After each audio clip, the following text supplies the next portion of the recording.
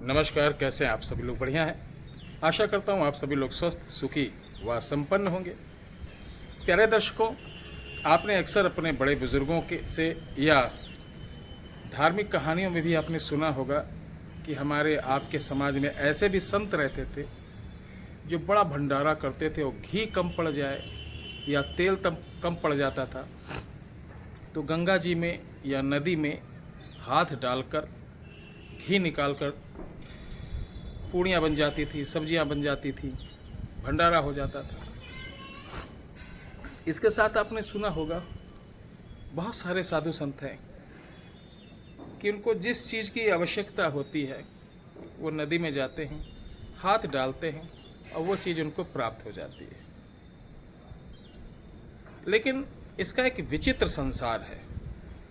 जो चीज़ हम प्रकृति से लेते हैं या शक्तियों से लेते हैं उसमें बहुत ईमानदारी होती है, अर्थात हम उसका शुल्क या उसकी जो राशि होती है या उसके बदले में जो हमारी एक क्षमता होती कि इसके बदले मैं ये दे दूंगा, उसके बदले मैं दे दूंगा, या हम क्रेडिट उधारी भी कर सकते हैं कि 10 दिन बाद, 15 दिन बाद, 20 दिन बाद हम दे देंगे।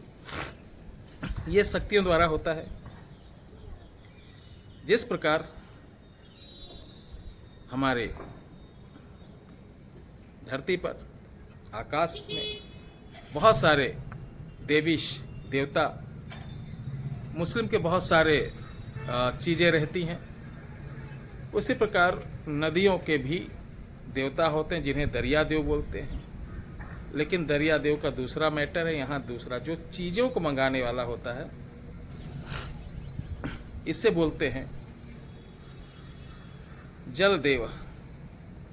और उसी को उर्दू में लोग बोल देते हैं पानी वाला जिन्नात या जल जिन्नात बोल देते हैं, जल जिन्न भी बोल देते हैं। जिन्नात दो श्रेणियाँ होती हैं। जिन्नातों का अलग मसला रहता है और जिन्न क्या होता है कि कोई चीज़ मिठाई मंगाना, ये करना, वो करना। आजकल देखते होंगे बहुत सारे ऐसे भी लोग हैं कि हाथ में कुछ नहीं है वो मंगा देते हैं। उसका एक अलग तरीका होता है, वो मुहर्रम में होता है। मुहर्रम की जो 10वीं होती है उसमें होता है, लेकिन इसका तरीका अलग है। आज मैं जो तरीका बताने जा रहा हूँ प्यारे दर्शकों, अफसोस तब होता है कि जब हमारे युवा साथी लोग बोलते हैं कि गुरुजी मुझे ऐसी साधना दीजिए, मैं घर बैठे अपनी ड्यूटी करते हुए, अपना काम करते हुए मैं कर लूँ। तो ड्यूटी, काम, बीवी को घुमाना, पिक्चर दिखाना, ये सब करते हुए अगर साधना करना है तो साधना नहीं, सिर्फ नाम लिया जा सकता है भगवान का। ठीक है, साधना नहीं होगी। सिद्धियां हो सकती हैं, कुकर्म वाली सिद्धियां हो सकती हैं, साधना नहीं हो सकती। अगर प्यारे दर्शकों साधना ऐसे होता तो हमारे जो बड़े बुजुर्ग थे वो क्यों जंगलों में जाते, क्यों नदी के किनारे जाते, क्यों परिवार छोड़ते? 10-10 साल के लिए अपना सब कुछ त्याग दिया, तब जाके उनको शक्तियाँ मिलती थी, परम उपाधि को प्राप्त होते थे, बहुत सारी चीज़ें मिलती। आज हम आप सोचते हैं कि घर बैठे बहुत सारी चीज़ मिल जाए, नामुमकिन है। यानी फिर वो मजाक हो जाएगा, फिर आप गुरु को दोष देंगे कि गुरु आप जो बताते हैं वो एकदम फेक चीज़ है, ऐसा काम नहीं होता, वैसा नहीं। उसी प्रकार जिस प्रकार आप IAS PCS बनना चाहते हैं और ना आप कोचिंग जाना चाहते हैं, ना पढ़ना चाहते हैं ढंग से, और समाज की तमाम जो एंटरटेनमेंट वाली चीज़ें हैं, मानी मनोरंजन वाली चीज़ें हैं, उनका भोग आप लेते हुए, ठीक है, उनका भोग लेते हुए आप सोचते हैं कि चलो हम IAS PCS बन जाए, तो कभी नहीं बन पाएंगे। ध्यान रखिए, ठीक है। अब इसके लिए बनना क्या है कि आपको कोचिंग में जाना पड़ेगा, बहुत ज़्यादा आपको वहाँ पे मेहनत करना पड़ेगा, समय देना पड़ेगा, एकाग्रता के साथ समय देना पड़ेगा, तब जाके IAS PCS आप निकाल पाते। इसी प्रकार ये साधना है। इसके लिए सबसे ज़रूरी बात है कि आप 40 दिन के लिए सभी प्रकार के रिश्ते नाते आपको तोड़ लेना है। यानी आप टॉकिंग कर सकते हैं, अपनी बीवी बच्चों से बात कर सकते हैं, लेकिन आपको किसी प्रकार का उनसे बहुत नज़दीकी संबंध नहीं रखना है, बहुत कम बोलना है, एक टाइम भोजन करना है। और ये कब होती है? ये जो नाग पंचमी आने वाली है, नाग पंचमी से आप शुरुआत करेंगे, 40 दिन की रहेगी। बहुत ज़्यादा कुछ नहीं है, आपको सिर्फ मैं बता देता हूँ। मुख में एक पंचमुखी रुद्राक्ष रखा जाता है, और शाम के समय 5 बजे के बाद आप किसी भी नदी, आपके पास 12 मास बहने वाली नदी में जाना है। अपने पूरी बॉडी पर घी लगाएंगे, गाय का घी लगाएंगे, पूरब की तरफ मुंह करके नाभि तक जल में खड़े हो जाएंगे और मुख में रुद्राक्ष रखना है। रखने के बाद आपको रुद्राक्ष की ही माला से 11 माला, जो इस वीडियो के डिस्क्रिप्शन बॉक्स में मंत्र दिया जा रहा है, उस मंत्र का जाप करना है। ठीक है। जाप करने के पश्चात आपको निकलना है 5 लड्डू, 5 पूड़ी और 5 प्रकार के फल, ये प्रतिदिन गंगा जी को यानी उस नदी में जहाँ पर है विसर्जन करना है, भोग देना है। और वहीं पर बैठ के आपको 21 बार गायत्री मंत्र का जाप करना है किनारे पे बैठकर। फिर आप अपने घर चले आइए, और या अलग कहीं रहना चाहते हैं वहाँ रह सकते हैं। बहुत ही साधारण चीज़ है। इस प्रकार ये 40 दिन करना है आपको। इसमें किसी प्रकार का बंधन या किसी प्रकार का आपको बहुत बड़ा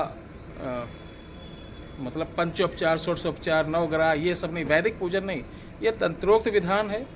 ठीक है। और ये हमारे कामाख्या का इसको जोगनी विधान के नाम से जानते हैं। और ये जल की जोगनी है, जल की जोगनी है। और ये दोनों पति पत्नी चलते हैं। हो सकता है जोगी आ जाए कि जोगनी आ जाए। जो आएगा, अगर जोगनी आएगी तो आपको चूड़ी वाला हाथ दिखेगा, और अगर जोगी आएगा तो कड़ा हाथ में रहेगा।